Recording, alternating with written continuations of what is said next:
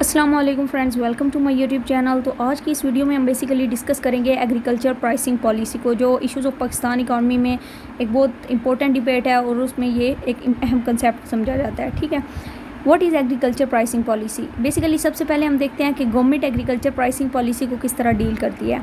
Since 2008, government can play a critical role in determining what and how much to produce through its pricing policy।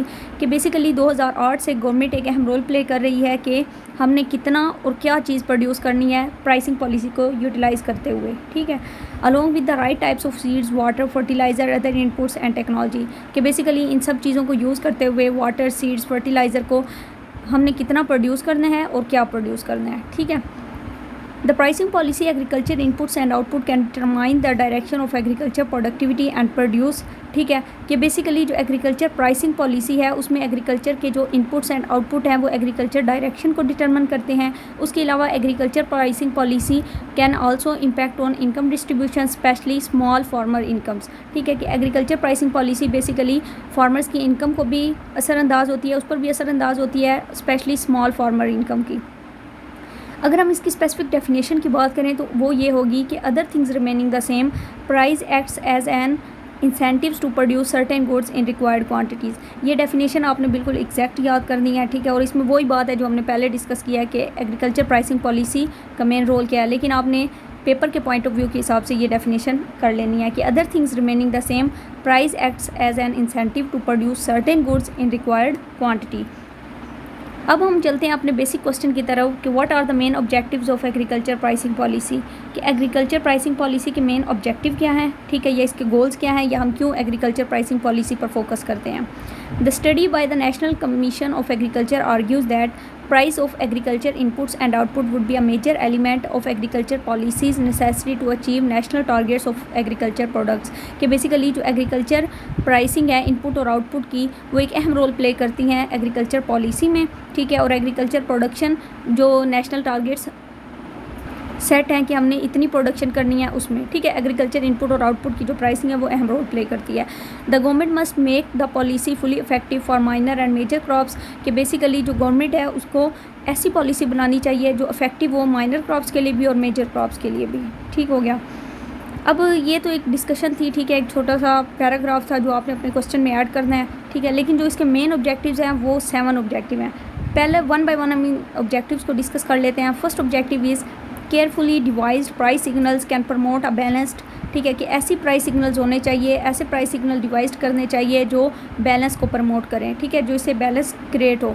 Increase in production of agriculture product so as to fulfil domestic consumption requirement. कि basically agriculture production में increase करना चाहिए जिससे हमारी domestic consumption fulfil हो, domestic demand fulfil हो। उसके अलावा increase the earnings of foreign exchange through exports product like cotton, rice, etc। कि हमें बेसिकली फ़ॉरेन एक्सचेंज को इंक्रीज़ करना चाहिए थ्रू एक्सपोर्ट। अपनी जो प्रोडक्ट्स हैं जैसे कॉटन, राइस वगैरह होगी, इनको एक्सपोर्ट करना चाहिए ताकि हमारे फ़ॉरेन एक्सचेंज इंक्रीज़ हो। उसके अलावा फ़ॉरेन एक्सचेंज जो एक्सपेंडिचर है उसको हमने डिक्रीज़ करना है। अब डिक्रीज़ किस तरह करेंगे? Through less imports. ठीक है, कि हमें इंपोर्ट लेस करना चाहिए और एक्सपोर्ट ज़्यादा करना चाहिए, क्योंकि जब हम एक्सपोर्ट ज़्यादा करेंगे तो फ़ॉरेन एक्सचेंज इंक्रीज़ होगा, लेकिन जब हम इंपोर्ट कम कर देंगे अपनी तो इससे फ़ॉरेन एक्सचेंज डिक्रीज़ हो जाएगा। ठीक है, तो एक्सपेंडिचर डिक्रीज़ करनी चाहिए लेकिन इनकम इंक्रीज़ करनी चाहिए। स्पेशली हमें ऑयल्स और मिल्क वगैरह जो चाहिए खुद यहाँ पर अपने कंट्री में प्रोड्यूस करना चाहिए और इनकी इंपोर्ट्स कम करनी चाहिए। ये फर्स्ट ऑब्जेक्टिव था हमारा। सेकंड ऑब्जेक्टिव क्या है? Gradually rising but stable pricing can create a suitable economic psychological framework for positive response from producer to production and move to the desirable cropping pattern.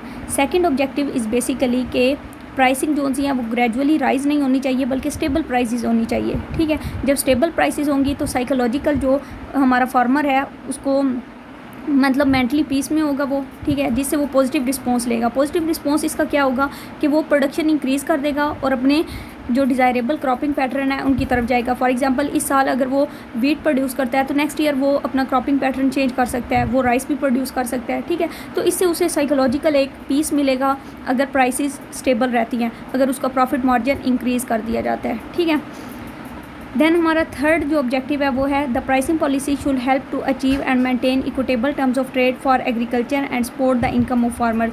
कि जो pricing policy है वो basically helpful होनी चाहिए terms of trade को equitable करने में, ठीक है, टर्म्स ऑफ ट्रेड अचीव करने में। उसके अलावा इनकम ऑफ द फार्मर, जो इनकम है फार्मर की बेसिकली उसको भी सपोर्ट करना चाहिए। एग्रीकल्चर मतलब प्राइसिंग पॉलिसी का बेसिक ऑब्जेक्टिव फार्मर्स की इनकम को सपोर्ट करना भी है। देन हमारे पास है it should help to maintain stable food prices for consumer, ठीक है, कि ये बेसिकली प्राइसेस को स्टेबल रखने में भी हेल्पफुल होती है। It should keep domestic prices of export commodities and export largely in line with the international prices to maintain competitiveness of agriculture commodities and minimise subsidies. इसका जो 5वां ऑब्जेक्टिव है वो बेसिकली ये कह रहा है कि जो कमोडिटीज़ एक्सपोर्ट करनी होती हैं उसकी डोमेस्टिकली प्राइस स्टेबल रखते हैं, ठीक है, कम प्राइस पे डोमेस्टिकली सेल होती हैं, लेकिन इंटरनेशनली वो हाई प्राइस पे सेल करते हैं ताकि एग्रीकल्चर सेक्टर प्रमोट करे और जो एक कंपेटिटिवनेस की सिचुएशन है वो मेंटेन रहे, ठीक है। इन सिंपल वर्ड्स आप इस तरह समझ सकते हैं कि जो कमोडिटीज़ हमने एक्सपोर्ट करनी है डोमेस्टिकली उनकी प्राइस लो ही होती है, लेकिन इंटरनेशनली उनको हाई प्राइस पे सेल किया जाता है ताकि एग्रीकल्चर सेक्टर हमारा प्रमोट हो सके। देन हमारे पास 6 है it should encourage larger investment in agriculture specially in production of the products that are the national targets call for major increase in production. 6 objective ये बताता है कि ये एग्रीकल्चर इन्वेस्टमेंट को इंकरेज करती हैं कि ज़्यादा से ज़्यादा एग्रीकल्चर सेक्टर पर इन्वेस्ट किया जाए। उसके अलावा प्रोडक्शन इंक्रीज़ की जाए, जो नेशनल हमारे टारगेट्स हैं, स्पेसिफिक प्रोडक्शन है, जैसे अब हमने बात की थी कि वीट और कॉटन वगैरह प्रोड्यूस करके उसको एक्सपोर्ट करना चाहिए, तो स्पेसिफिक फोकस हमें करना चाहिए इन चीज़ों पर कि हम इनको ज़्यादा से ज़्यादा प्रोड्यूस करके एक्सपोर्ट करें। इन सिंपल वर्ड्स आप यही कह सकते हैं कि it should be encourage the larger investment in agriculture sector. Last objective basically क्या है कि it should increase in agriculture productivity की एग्रीकल्चर प्रोडक्टिविटी को इंक्रीज़ करने में इंकरेज करता है फार्मर्स को। एग्रीकल्चर प्राइसिंग पॉलिसी का एक मेन ऑब्जेक्टिव ये भी है, ठीक है।